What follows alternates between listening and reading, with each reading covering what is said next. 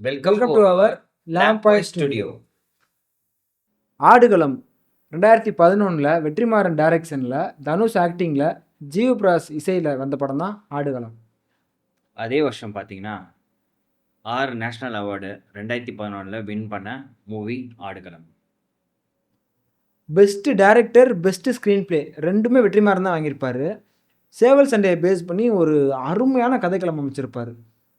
மதுரையோட வாழ்வியலை காட்டுறதா இருக்கட்டும், மதுரையோட ஸ்லாங்கை காட்டுறதா இருக்கட்டும், அவ்வளோ இன்ட்ரெஸ்டிங்காக இருக்கும். ஃபர்ஸ்ட் ஹாஃப் பார்த்தீங்கன்னா ரொம்பவே ஜாலியாக அந்த துரை, பேட்டைக்காரன், தனுஷ் இவங்களுக்குள்ள இருக்க அண்ணன் தம்பி பாண்டிங்கை காட்டுறதா இருக்கட்டும், தனுஷோட ஒன் சைட் லவ் ஸ்டோரியை காட்டுறதா இருக்கட்டும், தனுஷ்க்கு என்னென்ன வேணுமோ அவருக்கு எல்லாமே கிடைக்கும், அவர் தேடி வர மாதிரி இருக்கும். பட் அதே செகண்ட் ஹாஃப் எடுத்துட்டோம் அப்படின்னா ஃபர்ஸ்ட் ஹாஃபுக்கு அப்படியே ஆப்போசிட்டாக இருக்கும். தனுஷ்கிட்ட இருந்த எல்லாமே அவரை விட்டு போயிடும். தன்னோட அண்ணன் தம்பி எல்லாருமே போயிடுவாங்க. ஸோ அவர்கிட்ட வந்து காசு போயிடும். ஸோ அந்த மாதிரி டார்க்காக இன்ட்ரெஸ்டிங்காக காட்டியிருப்பாங்க. பெஸ்ட் ஆக்டருக்கான அவார்டு தனுஷ் வாங்கியிருப்பார். இதில் பார்த்தீங்கன்னா ஒரு எக்ஸலண்ட்டான ஃபேஸ் ரியாக்ஷனு ப்ளஸ் அதில் அந்த ஃபீல்டில் அந்த சேவல் கூட வந்து இன்ட்ராக்ட் ஆகிற விஷயமா இருந்தாலும் ப்ளஸ் வந்து அவரோட பாடி லாங்குவேஜு இதெல்லாம் ரொம்ப அந்த கேரக்டரோடய நல்லா வாழ்ந்திருப்பாருன்னு சொல்லலாம். எடிட்டருக்கான அவார்டை கிஷோர் வாங்கியிருப்பார். பெஸ்ட்டு கொரியோகிராஃபரான அவார்டு தினேஷ் வாங்கியிருப்பார். அதுக்கு பார்த்தீங்கன்னா அந்த பாட்டு ஒத்த சொல்லால சாங் வந்து இந்த ரோட்டில் ஆடுறது, அப்புறம் வந்து முடி வெட்டுற கடையில் ஆடுறது, இதெல்லாம் வந்து இப்படிலாம் வந்து அந்த ஜானர் வந்து கொரியோகிராஃபுக்கு அந்த ஜானர் வந்து கொண்டு வர முடியுமா?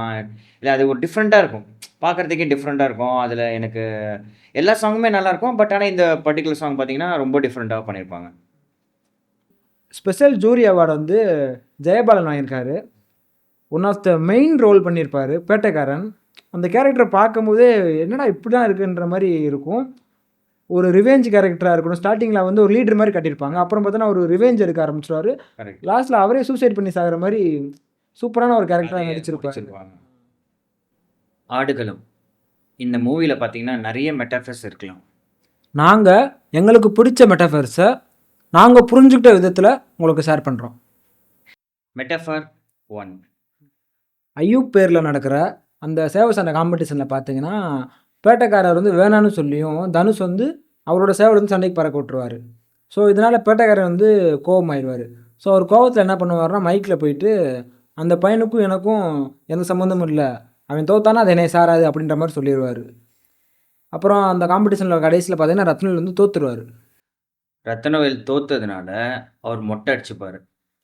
மொட்டை அடித்தது பார்த்தீங்கன்னா அவர் வீட்டு உள்ளேருந்து வெளியே வரும்போது ஒரு பிளாக் ஃபேட் அவுட் ஆகும். ஸோ ஃபேட் அவுட் ஆகி முடித்தோடனே தனுஷ் வந்து ஒரு இடத்துல லைட்டை ஆன் பண்ணுவார். ஸோ இது எதை மெட்டஃபரிக்கலாக மீன் பண்ணுறாங்கன்னா கரெக்டாக அந்த பேட்டைக்காரனுக்கு ஃபேட் அவுட் வருது பார்த்தீங்களா.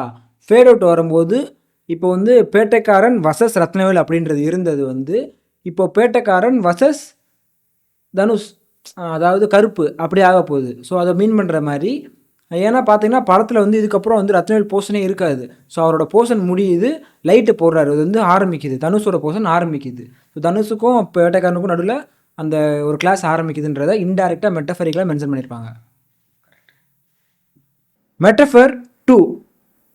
வேட்டைக்காரர் இறந்த பிறகு தனுஷ் வந்து பார்த்தீங்கன்னா ஒரு மரத்துக்கீழே போயிட்டு நேராக நிற்பார்.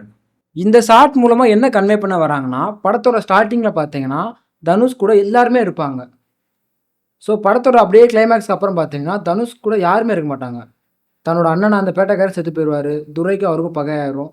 ஸோ யாருமே அவர் கூட இருக்க மாட்டாங்க. தனி மரமாக அந்த மரத்தை மாதிரி அவர் தனி மரமாக நிற்கிறாருன்றத மெட்டஃபரிக்கலாக மீன் பண்ணியிருப்பாங்க. கரெக்ட். மெட்டஃபர் 3. வேட்டைக்காரர் வேணான்னு சொல்லியும் சேவை சண்டை போட்டியில் தனுஷ் வந்து சேவலை பறக்க விட்டுருவார். ஸோ பேட்டைக்காரர் கோபமாகி என்ன பண்ணுறாருனா மைக்கை பிடிச்சி எனக்கும் அந்த பயலுக்கும் எந்த ஒரு சம்மந்தமும் இல்லை அப்படின்னு சொல்லிடுவார். இதுக்கு அடுத்த ஷாட் பார்த்தீங்கன்னா தனுஷ்க்கு வந்து ஒரு க்ளோஸ்அப் போகும். கரெக்டாக அந்த க்ளோஸ்அப் போகிறப்ப ஒரு பிளர் எஃபெக்ட் வந்துட்டு போயிடும். ஸோ வந்து இது இந்த பிளரை எதை மீன் பண்ணுற மாதிரி வச்சுருக்காங்கன்னா இப்போ தான் முறையாக பேட்டைக்காரனுக்கும் தனுஷுக்கும் ஒரு பிரேக்கேஜ் ஏற்படுது, அதை வந்து இன்டைரக்டாக சொல்லியிருப்பாங்க. மெட்டஃபர் 4. துரை வந்து போலீஸ் பிடிச்சிட்டு போயிடுவாங்க. ரத்னவேல் என்ன பண்ணுவார்னா அவர் வெளியே கொண்டு வரத்துக்கு ஹெல்ப் பண்ணுவார். துரை அதுக்கு நன்றி சொல்கிற விதமாக வீட்டுக்கு போய் நன்றி சொல்லுவார். நன்றி சொல்லி முடிச்சோடனே பேட்டைக்கார வீட்டுக்கு வருவார். பேட்டைக்கார வீட்டுக்கு வந்துட்டு என்ன சொல்லுவார்னா, பேட்டைக்காரன் அவனை நம்பாத, அவனை பற்றி உனக்கு தெரியாது அப்படி சொல்லுவார். துரை அதுக்கு என்ன சொல்லுவார்னா,